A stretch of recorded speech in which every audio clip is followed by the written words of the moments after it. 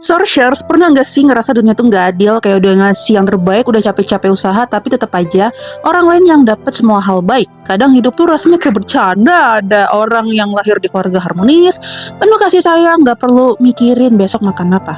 Tapi ada juga yang dari kecil udah harus belajar berjuang sendirian, ngurus orang lain padahal diri sendiri aja masih berantakan. Nah, film Satu Kakak Tujuh Ponakan bukan cuma cerita tentang keluarga, tapi tentang kenyataan yang sering kita lihat dan kita tuh pura-pura nggak lihat ya, padahal kita lihat tentang mereka yang mau harus kuat bukan karena mau, tapi karena nggak punya pilihan. Dan yang paling masuk adalah film ini nggak pernah minta kita buat kasihan, nggak ada adegan yang sengaja bikin dramatis biar bikin kita sebagai penonton mewek. Justru film ini tuh kayak ngomong, udah jalanin aja hidup ini meskipun nggak ada yang bantu. Source nonton ini tuh bukan cuma sekedar terharu, tapi ngerasa ada sesuatu yang ganjel banget di hati. Sakitnya tuh bukan karena filmnya pengen bikin sedih, tapi karena ini adalah kenyataan banyak orang. Dan pertanyaannya, kalau kita ada di posisi mereka, bakal sanggup gak sih? Hai Sourcers, selamat datang di channel Click Source, dan sekarang kita berada di segmen LMD Last Movie Discussion. Oke, sebenarnya udah telat banget mungkin ya Source mau bahas film ini, tapi ya mumpung masih ada di bioskop ya semoga nggak telat-telat banget loh bahasnya. Soalnya Source tuh emang baru banget sempat nonton. Oke, tanpa berlama-lama lagi langsung aja kita bahas.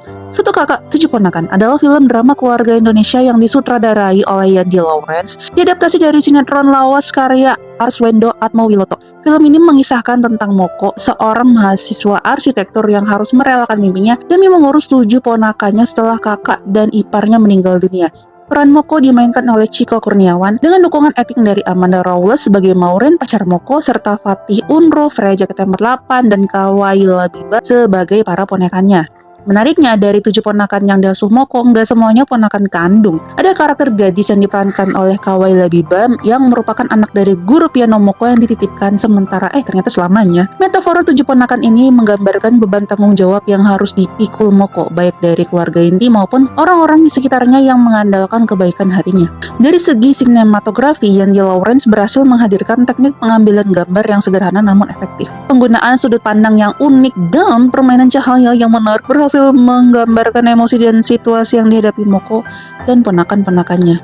Hal ini membuat kita sebagai penonton ngerasa dekat dan terlibat dalam setiap adegan yang ditampilkan. Cerita dalam film ini sangat relate dengan kehidupan banyak orang, terutama generasi sandwich yang harus menanggung beban keluarga sambil mengejar impian pribadi. Meskipun mungkin ya Sorcerers nggak pernah mengalami situasi persis seperti Moko, perasaan terjebak antara tanggung jawab dan keinginan pribadi pasti bisa dirasakan. Hal ini membuat film ini menyentuh hati banyak penonton. Ya, banyak sih penonton yang mengaku nggak bisa berhenti nangis saat nonton film ini. Penggambaran perjuangan Moko yang tulus dan pengorbanannya untuk keluarga berhasil menyentuh emosi penonton. Ditambah dengan akting para pemain yang natural, membuat setiap adegan terasa nyata dan mengharukan. Film ini juga menyimpan makna terselubung tentang pentingnya keluarga, pengorbanan, dan tanggung jawab. Melalui karakter Moko, kita sebagai penonton diajak merenungkan tentang batas antara membantu keluarga dan mengejar impian pribadi. Selain itu, film ini juga menyoroti isu generasi sandwich yang seringkali merasa terjebak antara dua generasi. Aduh, emang gak enak banget ya. Tapi ya, dekorasi rumah di film ini kan emang ditampilkan sederhana banget. Nah, ini tuh mencerminkan kehidupan Moko dan para ponakannya yang sederhana namun penuh kehangatan. Penggambaran rumah yang apa adanya ini menambah kesan realistis dan membuat kita yang menontonnya itu ngerasa lebih dekat dengan karakter-karakter mereka, bahkan kita tuh jadi kayak keluarganya mereka. Namun film ini ya juga memiliki beberapa kekurangan. Ya, banyak sih penonton yang ngerasa bahwa alur cerita berjalan agak lambat di beberapa bagian dan ada subplot yang kurang dieksplorasi dengan mendalam. Selain itu, karakterisasi beberapa tokoh terasa kurang berkembang seiring dengan konflik yang dihadirkan. Satu Kakak Tujuh Ponakan adalah film yang berhasil menyampaikan pesan moral yang kuat melalui cerita yang menyentuh dan akting yang memukau. Meskipun memiliki beberapa kekurangan, film ini tetap layak ditonton, terutama bagi Sorcerers nih yang menyukai drama keluarga yang penuh emosional dan juga penuh makna. Nah, bagi Sorcerers yang nonton film ini pasti kalian pada nyiapin tisu kan, walaupun nggak nyiapin tapi pasti pada beli dia pas pulang-pulang keluar bioskop. Ya, karena perjalanan emosional yang ditawarkan film ini akan membuat hati kita tuh terguncang dan mata berkaca-kaca. Ini adalah bukti bahwa film Indonesia mampu menghadirkan cerita yang mendalam dan relevan dengan kehidupan sehari-hari. Ya, beda banget sih sama film sebelah ya. Itu tuh yang judulnya Perayaan Mati Rasa. Ini tuh kayak maksa banget nyuruh kita sebagai penonton buat nangis. Padahal nggak ada yang bikin sedih, dramanya agak lebay, konfliknya dipanjang-panjangin, padahal nggak ada yang bikin greget. Ada adegan yang harusnya emosional tapi malah bikin Minsource ngelirik jam, ini kapan sih selesainya? Bener-bener sesuai judul, bikin mati rasa beneran nontonnya. Nah kalau satu kakak tujuh ponakan ya beda, dia malah kayak bilang, ih ngapain nangis? Tapi ya ujung-ujungnya emang bikin air mata kita tuh jatuh sendiri.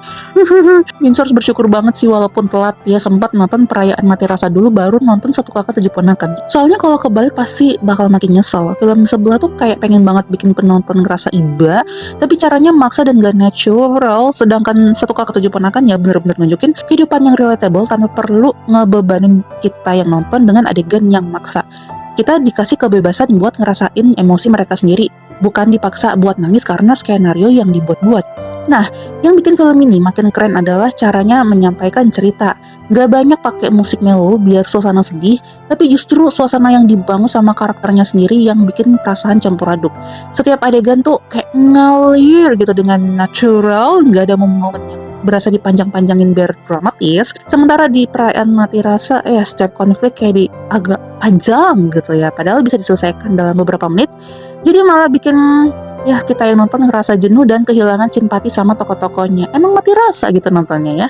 Nah pas nonton satu kakak tujuh ponakan ya jujur sih Minsource tuh ngerasa semua rasa sesal abis nonton perayaan mati rasa langsung terbayar. Ini film yang gak menjual air mata menonton buat bikin kesan deep, tapi justru karena jujur dan sederhana malah bikin ngena di hati. Dari awal sampai akhir film ini gak pernah ngerasa perlu meyakinkan penonton buat sedih. Justru dengan sendirinya setiap adegan berhasil bikin penonton ngerasa deket sama karakternya. Dan itu lebih efektif daripada sekedar nangis karena dipaksa sama alur ceritanya. Jadi ya buat searchers nih yang udah trauma sama film drama yang maksa nyuruh nangis, coba kasih kesempatan buat nonton film satu kakak tujuh ponakan ya, walaupun nanti nontonnya streaming ya kalau misalnya kalian gak sempet ke bioskop. Itu bukan film jualan tangisan, tapi benar-benar tentang makna keluarga, tanggung jawab, dan keikhlasan. Gak ada drama berlebihan, gak ada adegan yang dibuat cuma buat nampol emosi kita yang nonton. Dan yang paling penting setelah nonton film ini, yang searchers rasain pasti bukan mati rasa, tapi justru lebih bersyukur sama hidup. Nah, Minsource ini suka banget sama gimana film ini ngegambarin realita tanpa dilebih-lebihin. Latar rumahnya tuh beneran kayak rumah orang biasa, nggak ada yang terlalu mewah atau setting berlebihan. Dekorasinya sederhana, tapi justru di situ kerasa banget kenyataannya, kayak beneran masuk ke kehidupan sehari-hari.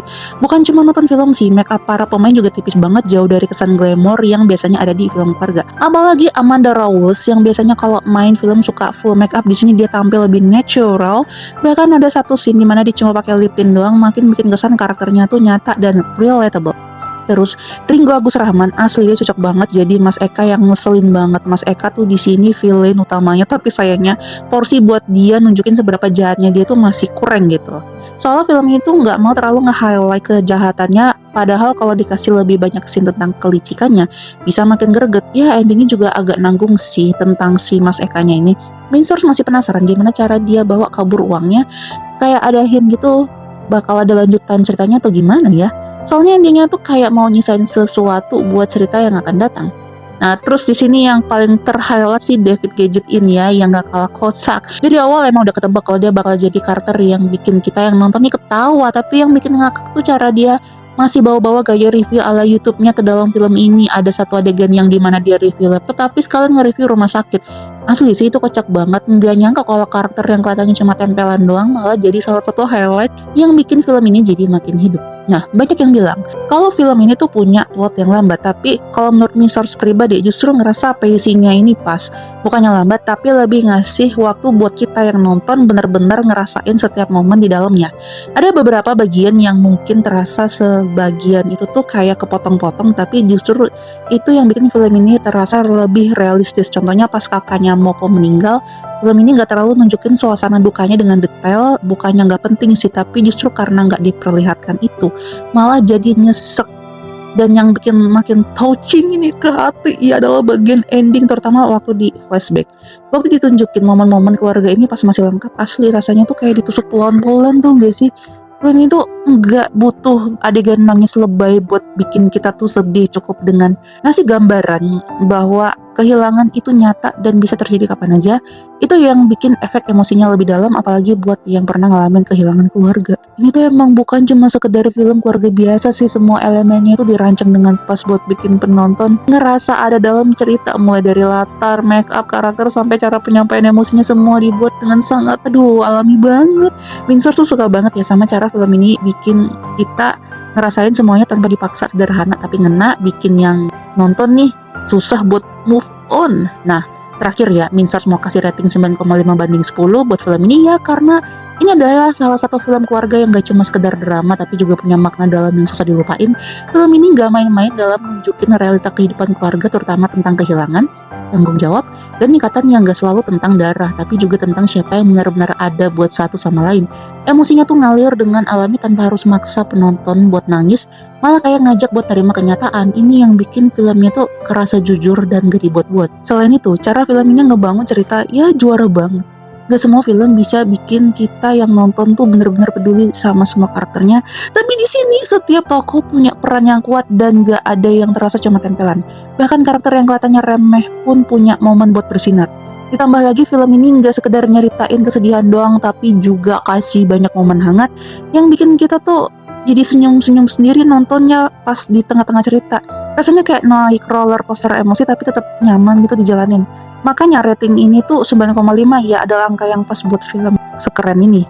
Jadi gimana menurut searchers yang udah nonton film Satu Kakak Tujuh Ponakan? Apakah film ini juga berhasil bikin searchers ke bawah emosi kayak Winsor? Atau malah punya pendapat lain tentang ceritanya? Yuk diskusi di kolom komen, jangan ragu buat sharing pendapat. Siapa tahu ada detail yang Winsor kelewat atau perspektif lain yang bikin film ini makin seru buat dibahas.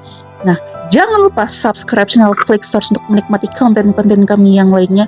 Segmen Let's Movie Discussion akan selalu tayang setiap weekend, jadi jangan lupa klik lonceng supaya dapat notifikasi dan gak ketinggalan sama video-video kita. Follow juga sosial media kami supaya gak ketinggalan update berita dan juga konten fresh setiap harinya. See you!